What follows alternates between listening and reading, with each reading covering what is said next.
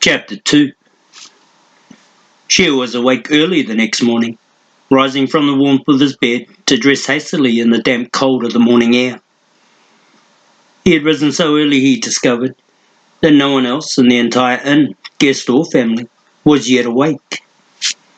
The long building was silent as he moved quietly from his small room in the rear of the main section to the large lobby, where he quickly started a fire in the great stone hearth, his fingers almost numb with cold. The valley was always strikingly cold in the early morning hours, before the sun reached the rim of the hills, even during the warmest seasons of the year. Shady Vale was well sheltered, not only from the eyes of men, but from the fury of perverse weather conditions that drifted down from the Northland. Yet while the heavy storms of the winter and spring passed over the valley and Shady Vale, the bitter cold of early morning all year round settled into the high hills, holding until the warmth of the noonday sun filtered down to chase away the chill.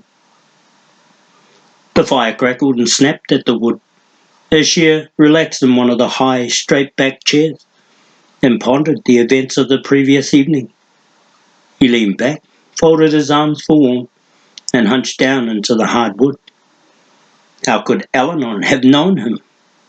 He had seldom been out of the vale, and would certainly have remembered the other man if he had met him while on one of his infrequent journeys. Allanon had refused to say more on the subject after that one declaration. He had finished his dinner in silence, concluding that further talk should wait until the next morning, and he became once again the forbidding figure he had first appeared when Shea entered the inn that evening. His meal completed, he had asked to be shown to his room so that he might sleep, and then excused himself.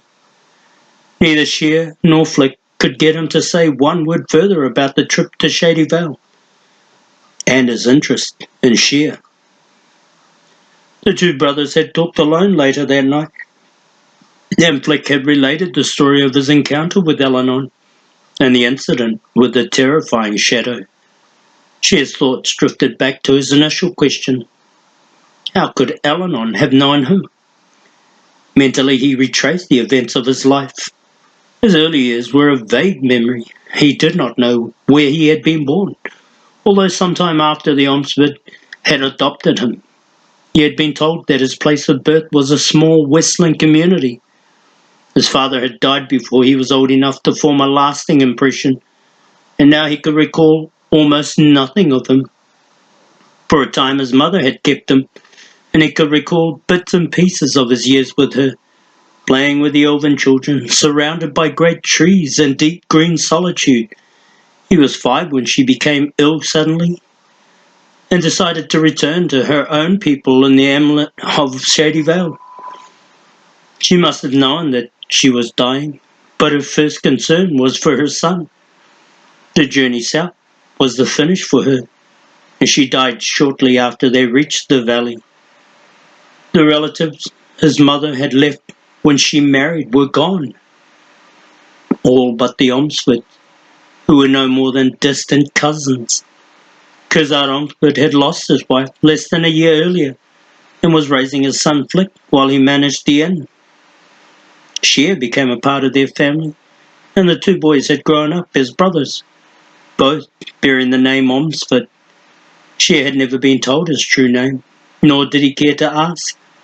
The Omsford were the only family that meant anything to him, and they had accepted him as their own. There were times that being a half-blood bothered him, but Flick had stoutly insisted that it was a distinct advantage because it gave him the instincts and character of two races to build upon. Yet nowhere could he remember an encounter with Allanon. It was as if the event had never really occurred. Perhaps it never had. He shifted around in the chair and gazed absently into the fire. There was something about the grim wanderer that frightened him. Perhaps it was his imagination, but he could not shake off the feeling that the man could somehow read his thoughts, could see right through him whenever he chose to do so. It seemed ridiculous, but the thought had lingered with the Valeman since the meeting in the lobby of the inn. Flick had remarked on it too, and he had gone further than that, whispering in the darkness of their sleeping room to his brother, fearful that he might in some way be overheard, that he felt Allanon was dangerous. Shea stretched himself and sighed deeply. Already it was becoming light outside. He rose to add some more wood to the fire and heard the sound of his father's voice in the hallway, grumbling loudly about matters in general. Sighing in resignation, Shea put aside his thoughts and hastened to the kitchen to help with the morning preparations. It was almost noon before Shea saw any sign of Allanon, who had evidently kept to his room for the duration of the morning. He appeared quite suddenly from around one corner of the inn as Shea relaxed beneath a huge shade tree at the rear of the building, absently munching on a quick luncheon he had prepared for himself.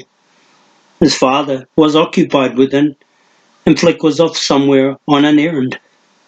The dark stranger of the previous night seemed no less forbidding in the noon sun, still a shadowed figure of tremendous height, though he appeared to have changed his cloak from black to a light grey.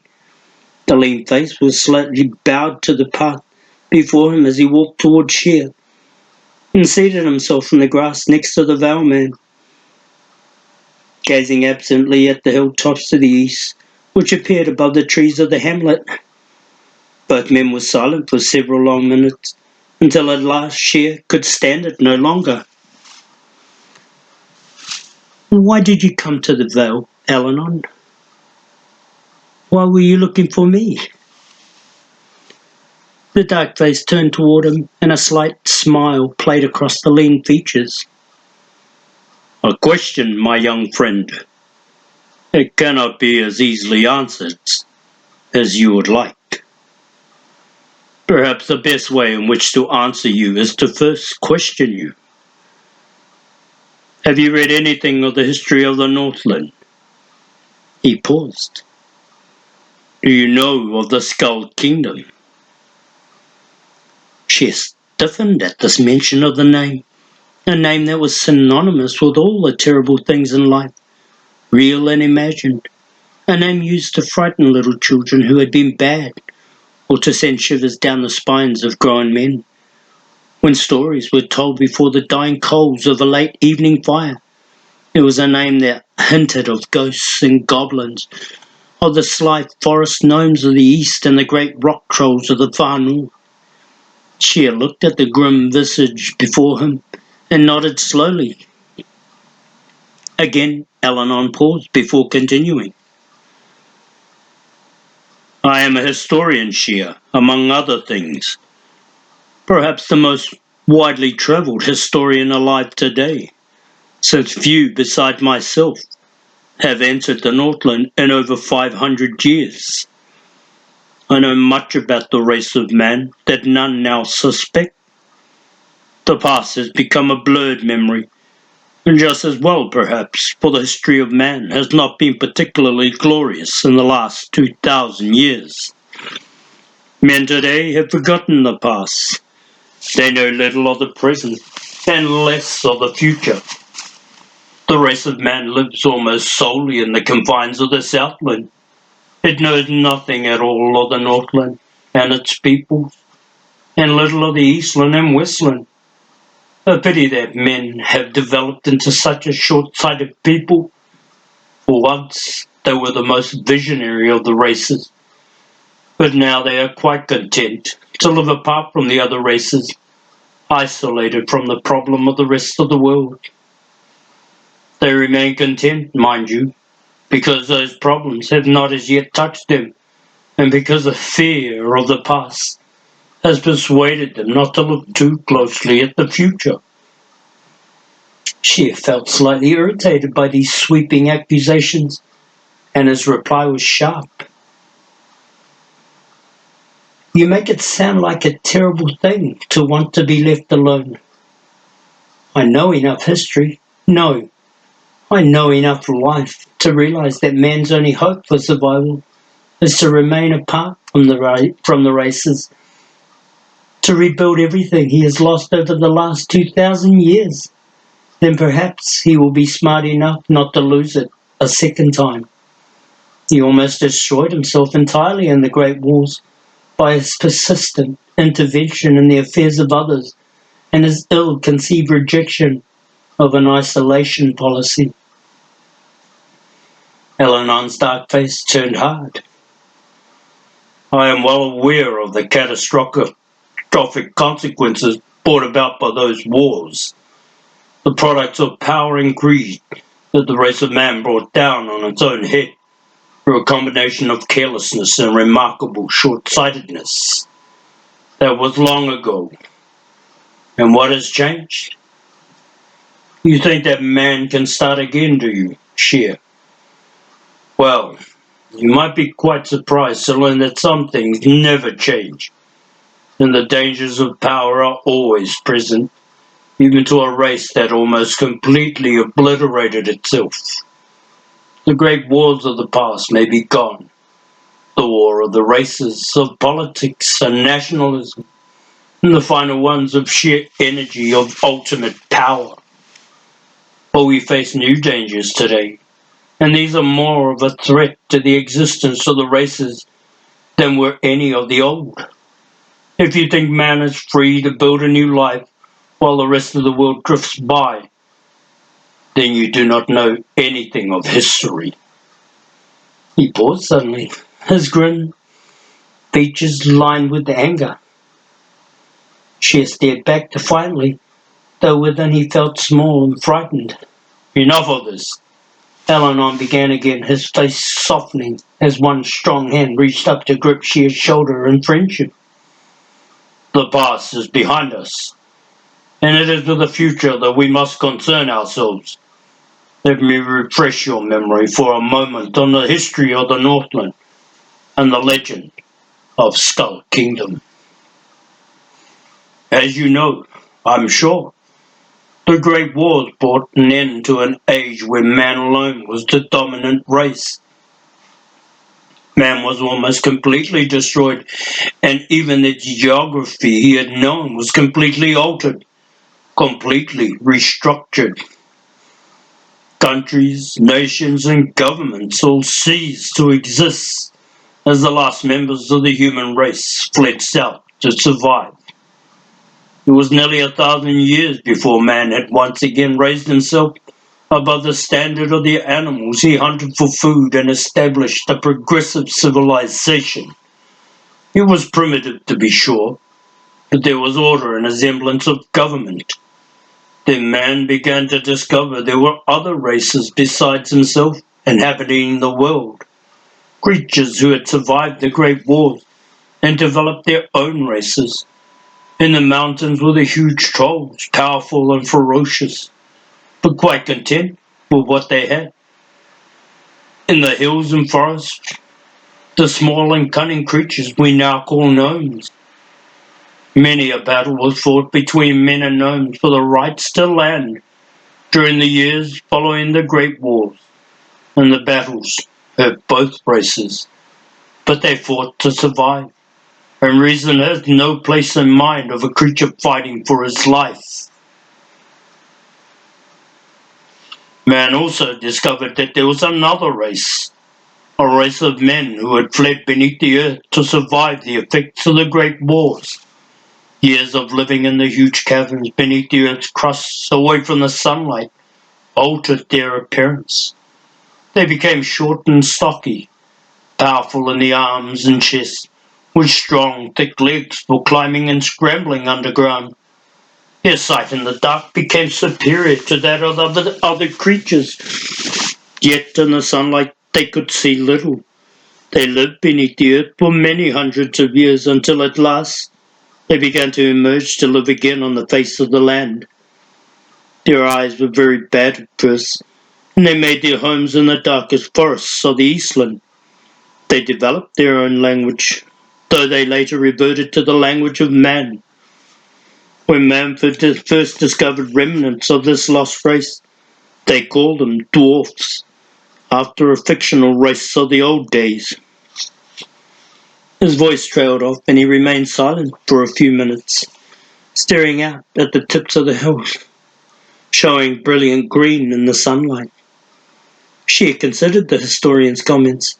He had never seen a troll, and only one or two gnomes and dwarves, and those he did not remember very well. "What about the elves?" he asked finally. Allanon looked back thoughtfully and bowed his head a little more.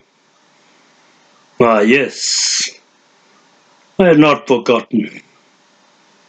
A remarkable race of creatures, the elves, perhaps the greatest people of all, though no one has ever fully realized it. But the tale of the elven people must wait for another time. Suffice to say that they were always there in the great forests of the Westland, though the other races seldom encountered them at this stage of history. Now, we shall see how much you know of this history of the Northland, my young friend. Today it is a land inhabited by almost no one other than the trolls, a barren and forbidding country, where few people of any race care to travel, let alone settle. The trolls, of course, are bred to survive there. Today men live in the warmth and comfort of the Southland's mild climate and green lands. They have forgotten that once the Northland too was settled by creatures of all the races, not only the trolls in the mountain regions, but men, dwarfs and gnomes in the lowlands and forests. This was in the years when all the races were just beginning to rebuild a new civilization with new ideas, new laws, and many new cultures. It was a very promising future, but men today have forgotten that those times ever existed, forgotten that they are more than a beaten race trying to live apart from those who defeated them and crippled their pride. There was no division of countries then. It was an earth reborn where each race was being given a second chance at building a world. Of course, they did not realize the significance of the opportunity. They were too concerned with holding what they considered theirs and building their own private little worlds. Each race was certain that it was destined to be the dominant power in the years ahead, gathered together like a pack of angry rats, guarding a stale, sorry piece of cheese. And man, oh yes, in all his glory, was grovelling and snapping at the chance, just like the others. Did you know that, Shea? The Velman shook his head slowly, unable to believe what he was hearing could be the truth. He had been told that man had been a persecuted people ever since the Great Wars, fighting to keep alive his dignity and honour, to protect the little land that was his in the face of complete savagery on the part of the other races. Man had never been the oppressor in these battles. Always he was the oppressed. Allanon smiled grimly, his lips curling with mocking satisfaction as he saw the effect of his words. You didn't realize that it was this way, I see. No matter. It will be the least of the surprises I have in store for you. Man has never been the great people he has fancied himself. In those days men fought like the rest, although I will concede that perhaps they had a higher sense of honour and a clearer purpose to rebuild than some of the others, and they were slightly more civilized. He twisted the word meaningfully as he spoke it, lacing it with the undisguised sarcasm. But all this commentary has little to do with the main point of our discussion, which I hope to make clear to you shortly. It was about this same time, when the races had discovered one another and were fighting for dominance, that the Druid Council first opened the halls of Paranor in the lower Northland. History is rather vague about the origins and purposes of the Druids, though it is believed they were a group of highly knowledgeable men from all the races, skilled in many of the lost arts of the old world, They were philosophers and visionaries, students of the arts and science all at once, but more than this. They were the teachers of the races. They were the givers of power, the power of new knowledge and the ways of life. They were led by a man named Gallifile, a historian and philosopher like myself, who called the greatest men of the land together to form a council to establish peace and order. He relied on their learning to hold sway over the races, their ability to give knowledge to gain the people's confidence. The Druids were a very powerful force during those years, and the plan of Gallifile seemed to be working as anticipated. But as time passed, it became apparent that some of the members of the council had powers far surpassing those of the others.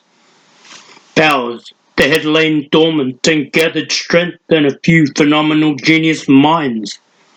It would be difficult to describe those powers to you without taking quite some time, more time than we have available to us. What is important for our purpose is to recognize that some among the council who possessed the very greatest minds became convinced that they were destined to shape the future of the races. In the end, they broke from the council to form their own group, and for some time disappeared and were forgotten. About 150 years later, there occurred a terrible civil war within the race of man, which eventually widened into the first war of the races, as the historians named it. Its cause was uncertain even then, and has now almost been forgotten. In simple terms, a small sector of the race of man revolted against the teachings of the council and formed a very powerful and highly trained army. The proclaimed purpose of the uprising was the subjugation of the rest of man under a central rule for the betterment of the race and the furthering of its pride as a people. Eventually, almost all segments of the race rallied to the new cause, and war was begun upon the other races. Ostensibly to accomplish this new goal, the central figure behind the war was a man called Bronar, an archaic gnome term for master. It was said that he was the leader of the Druids of the First Council, who had broken away and disappeared into the Northland. No reliable source ever reported seeing him or talking with him, and in the end it was concluded that Bronar was merely a name, a fictitious character. The revolt, if you care to call it such, was finally crushed by the combined power of the Druids and the other allied races. Did you know of this, Shea? De Valmont nodded and smiled slightly. I have heard of the Druid Council, of its purposes and work, all ancient history since the council died out long ago. I have heard of the First War of the Races, though not in the same way as you tell it. Prejudice, I believe you would call my version. The war was a bitter lesson for man. Allanon waited patiently and did not speak as Shea paused to reflect on his own knowledge of the past before continuing.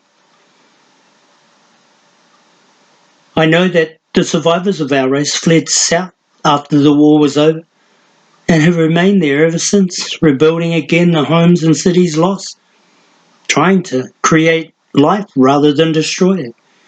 You seem to think of it as an isolation born of fear, but I believe it was and still is the best way to live. Central governments have always been the greatest danger to mankind. Now there are none. Small communities are the new rule of life. Some things are better left alone by everyone. The tall man laughed, a deep, mirthless chuckle that made Shea feel suddenly foolish. You know so little. Though what you say is true enough. Truisms, my young friend, are the useless children of hindsight. Well, I don't propose to argue with you now on the fine points of social reform, let alone political activism. That will have to wait until another time. Tell me what you know of the creature called Bronar, Perhaps no. Wait a moment. Someone is coming. The words were scarcely out of his mouth before the stocky figure of Flick appeared around the corner of the inn.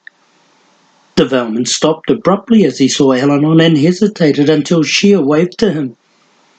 He came over slowly and remained standing, his eyes on the dark face as the big man smiled slowly down at him, the familiar enigmatic twist at the corners of his mouth. I was just wondering where you had gone, Flick began, speaking to his brother, and didn't mean to interrupt. You are not interrupting anything, Shea replied quickly, but Allanon seemed to disagree. This conversation was for your ears alone, he declared flatly. If your brother chooses to stay, he will have decided his own fate in the days to come. I would strongly suggest that he not remain to hear the rest of our discussion, but forget that we ever talked. Still, it is his own choice. The brothers looked at each other, unable to believe that the tall man was serious, but his grim face indicated that he was not joking, and for a moment both men hesitated, reluctant to say anything. Finally, Flick spoke. I have no idea what you're talking about, but Shea and I are brothers, and what happens to one must happen to both. If he's in any trouble, I should share it with him. It's my own choice, I'm sure.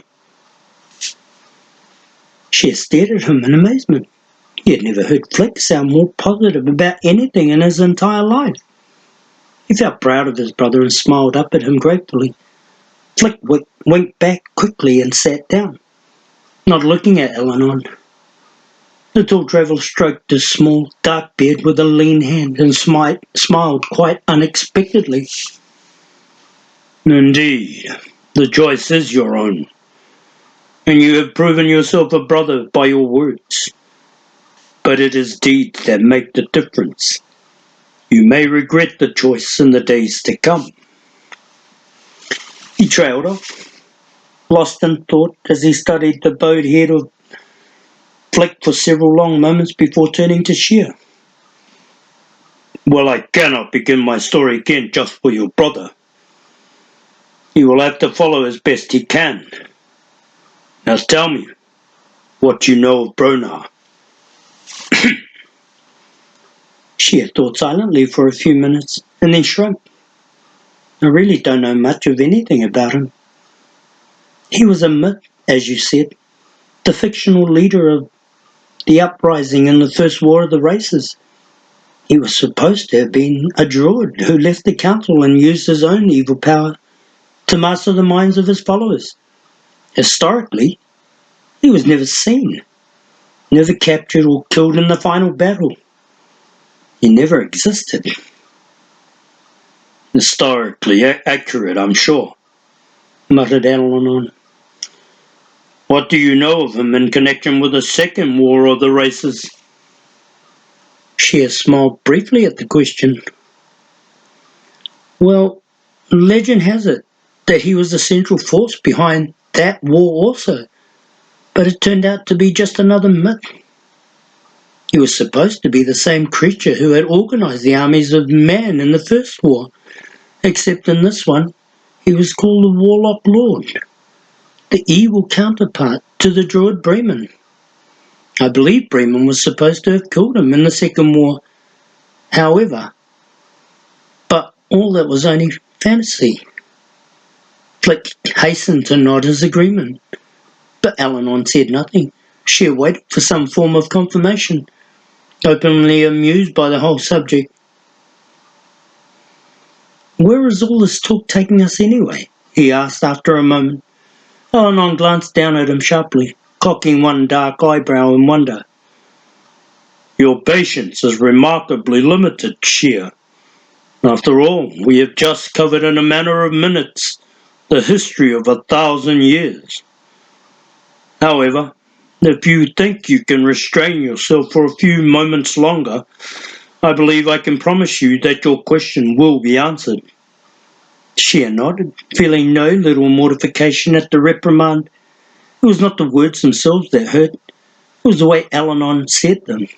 With that mocking smile and ill-concealed sarcasm, the Valeman regained his composure quickly, though, and shrugged his willingness to allow the historian to continue at his own pace. "Very well," the other acknowledged. "I shall try to complete our discussion quickly." "What we have spoken of up to this point has been background history to what I will tell you now. The reason why I came to find you, I recall to your memory the events of the Second War of the Races, the most recent war, the new history of man, fought less than 500 years ago in the Northland. Man had no part in this war. Man was the defeated race of the first, living deep in the heart of the Southland. A few small communities trying hard to survive the threat of total extinction. This was a war of the great races. The elven people and the dwarves fighting against the power of the savage rock trolls and the cunning gnomes. After the completion of the first war of the races, the known world partitioned into the existing four lands, and the races were at peace for quite a long time. During this period, the power and influence of the Druid Council diminished greatly as the apparent need for its assistance seemed to have ceased. It is only fair to add that the Druids had grown lax in their attention to the races, and over a period of years the new members lost sight of the Council's purposes and turned away from the people's problems to more personal concerns, leading a more isolated existence of study and meditation. The elven people were the most powerful race, but confined themselves to their isolated homeland deep in the west, where they were content to remain in relative isolation, a mistake they were to regret deeply. The other people scattered and developed into smaller, less unified societies, primarily in the Eastland, though some groups did settle in parts of the Westland and Northland and the border countries. The Second War of the Races began when a huge army of trolls came down out of the Charnel Mountains and seized all of the Northland, including the Druid fortress at Baranor. The Druids had been betrayed from within by several of their own people who had been won over by the promises and offers from the enemy commander, who at this time was unknown. The remaining Druids, except for a very few who escaped or were away, were captured and thrown into the dungeons of the keep and never seen again. Those who had escaped the fate of their brothers scattered about the four lands and went into hiding. The troll army immediately moved against the dwarf people in the Eastland with the obvious intent of crushing all resistance as quickly as possible. But the dwarfs gathered deep within the huge forests of the Anar, with which only they know well enough to survive for any length of time. And there they held firm against the advances of the troll armies, despite the aid being given by a few of the gnome tribes who had joined in the invasion force.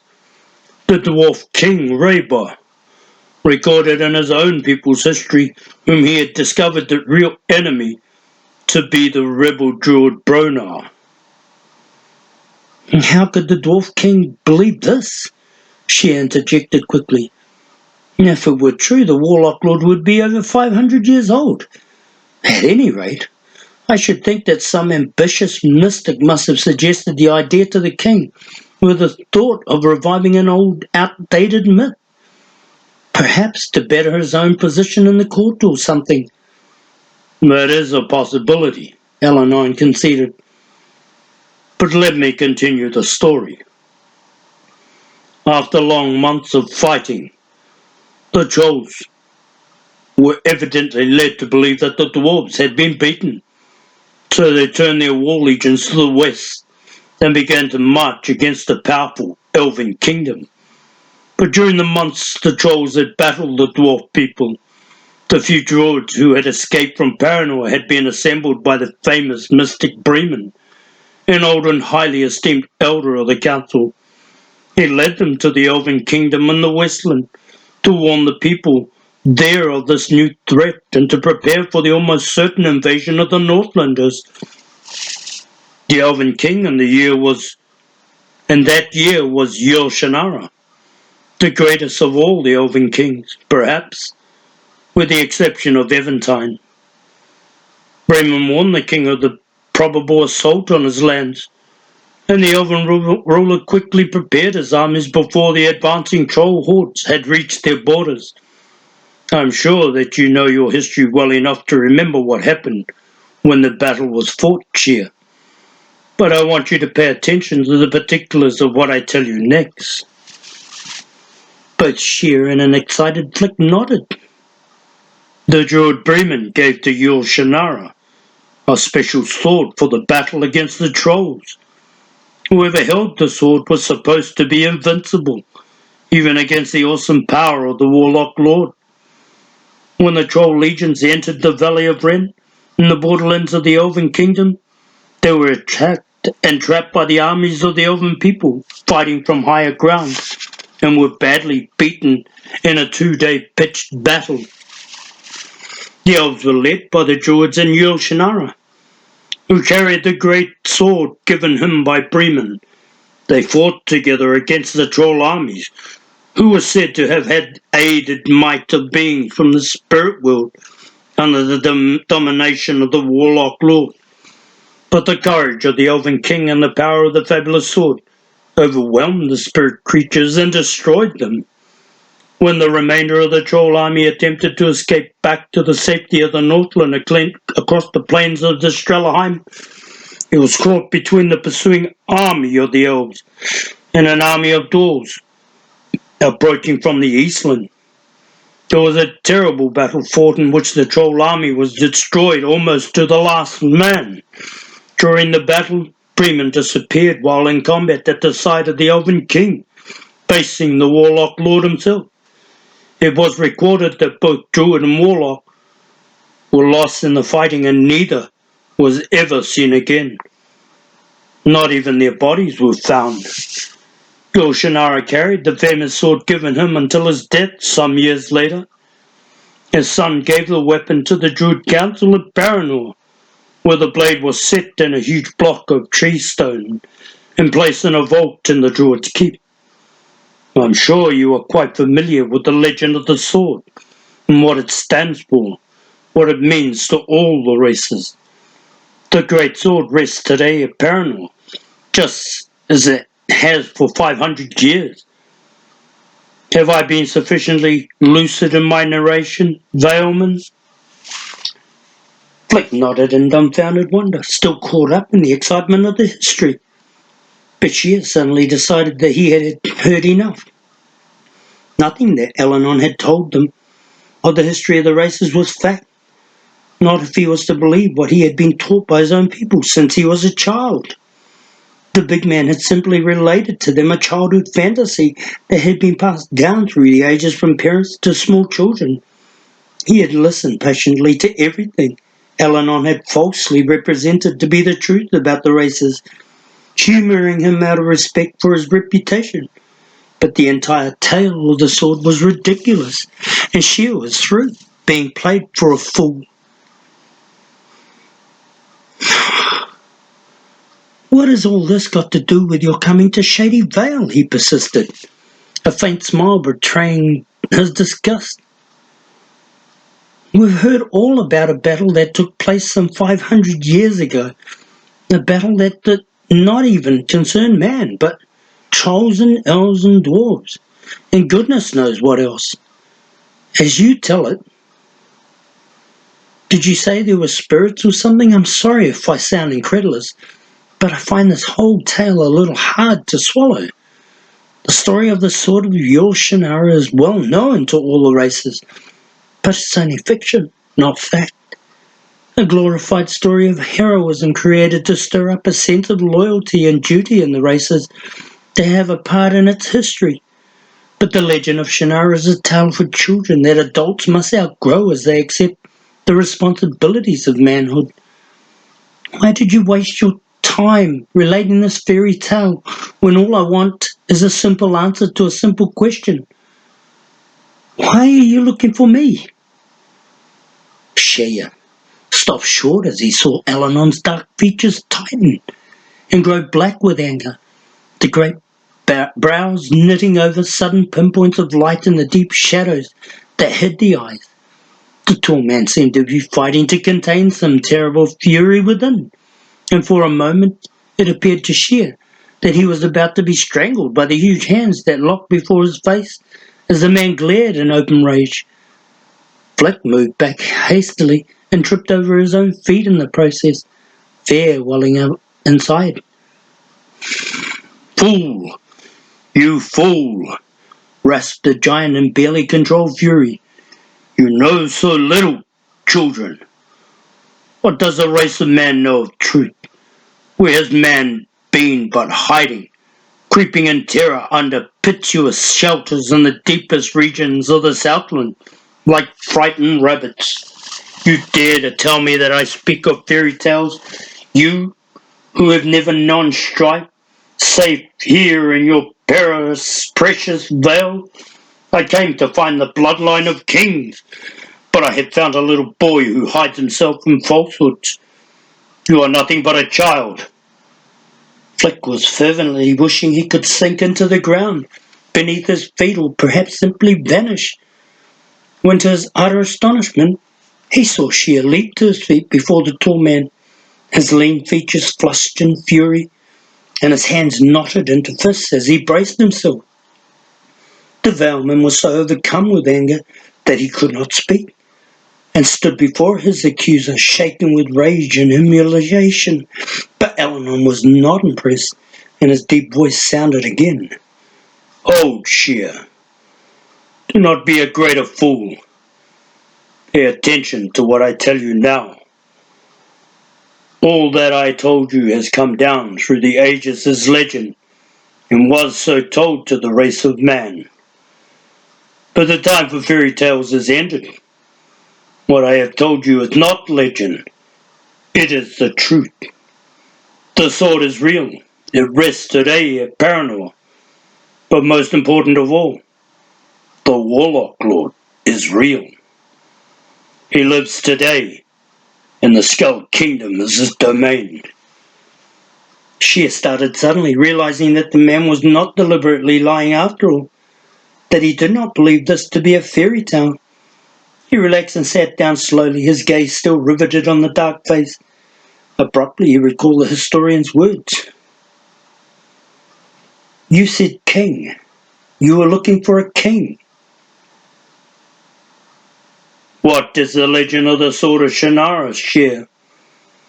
What does the inscription carved into the block of grey stone read?"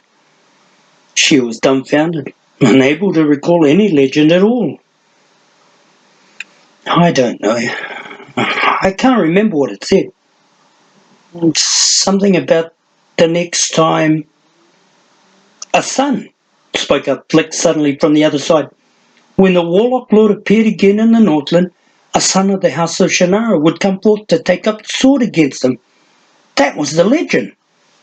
Shea looked over at his brother, remembering then what the inscription was supposed to read. He looked back at Allanon, who was watching him intently. "How does this concern me?" he asked quickly. "I'm not a son of the House of Shannara. I'm not even Elven. I'm a half-blood. Not an elf, not a king. Eventide is the heir of the House of Shannara. Are you telling me that I'm a lost son? A missing heir?" "I don't believe it." He looked quickly to Flick for support, but his brother appeared to be completely lost, staring in bewilderment at the face of Allanon. The dark man spoke quietly. "You do have elven blood in you, Shea, and you are not the true son of Curzard Omsford. That you must know. And Eventide is not directly of the blood of Shannara." I have always known that I was an adopted son, the Valeman admitted, but surely I could not have come from... Flick, tell him. But his brother just stared at him in astonishment, unable to frame an answer to the question. Shea stopped speaking abruptly, shaking his head in disbelief. Allanon nodded. You are a son of the house of Shannara, a half-son only, however, and far removed from the direct line of descent that can be traced down through the last 500 years. I knew you as a child, Shea, before you were taken into the Ormsford household as their own son. Your father was Elvin, a very fine man. Your mother was of the race of man. They both died when you were still very young, and you were given to Curzard Ormsford to raise as his own. But you are a son of your Shannara, albeit a distant son, and not of pure elven blood. Shea nodded absently at the tall man's explanation, confused and still suspicious. Flick was looking at his brother as if he had never seen him before. What does all this mean? He asked Allanon eagerly. What I have told you is known also to the Lord of Darkness, though he does not yet know where you live or who you are. But his emissaries will find you sooner or later, and when they do, you will be destroyed. Shea's head jerked up, and he looked at Flick fearfully, remembering the tale of the huge shadow seen near the lip of the veil. His brother, too, felt a sudden chill, recalling that awful feeling of terror. But why? Asked Shea quickly. What have I done to deserve that? You must understand many things, Shea, before you can understand the answer to that question, replied Allanon, and I have not the time to explain them all now. You must believe me when I tell you that you are a descendant from Yul Shannara, that you are of elven blood, and that the Ormsford are a foster family to you. You are not the only son of the house of Shannara, but you are the only son who survives today. The others were elven, and they were easily found and destroyed. That is what prevented the Dark Lord from finding you for so long. He was unaware that there was a half-son alive in the Southland, the elven kin he knew of from the first. But know this, Shea, the power of the sword is unlimited. It is the one great fear with which Bronar lived, the one power he may not withstand. The legend of the sword is a powerful amulet in the hands of the races, and Bronar means to put an end to the legend. He will do this by destroying the entire house of Shannara, so that no son will come forth to draw the sword against him. But I did not even know of the sword, protested Shea. I did not even know who I was or anything about the Northland or about...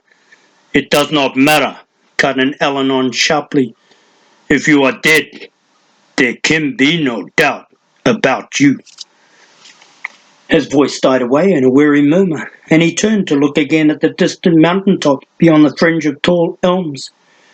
Shea lay back slowly on the soft grass, staring at the pale blue of the late winter sky laced with small, soft wisps of white cloud that drifted from the tall hills. For a few pleasant moments the presence of Allanon and the threat of death was submerged in the sleepy warmth of the afternoon sun and the fresh smell of the lofty trees towering over him. He closed his eyes and thought of his life in the vale of the plans that he had made with Flick, of their hopes for the future. They would all go up in smoke if what he had been told were true. He lay quietly considering these things and finally sat up, his arms braced behind him. I'm not sure what to think, he began slowly. There are so many questions I have to ask you. I feel confused by the whole idea of being someone other than an Ormsford, someone threatened with death at the hands of a myth. What do you suggest that I do? Allanon smiled warmly for the first time. For the moment, do nothing. There is no immediate danger to you. Think about what I have told you, and we will speak further of the implications another time. I shall be glad to answer all your questions then, but do not talk about this to anyone else, not even your father. Act as if this conversation had never taken place until we have a chance to work out the problems further. The young men looked at each other and nodded in agreement, though it would be difficult to pretend that nothing had happened. Allanon rose silently, stretching his tall frame to relieve cramped muscles. The brothers rose with him and stood quietly as he looked down at them. Legends and myths that did not exist in yesterday's world will exist in tomorrow's. Things of evil, ruthless and cunning, after lying dormant for centuries, will now awaken.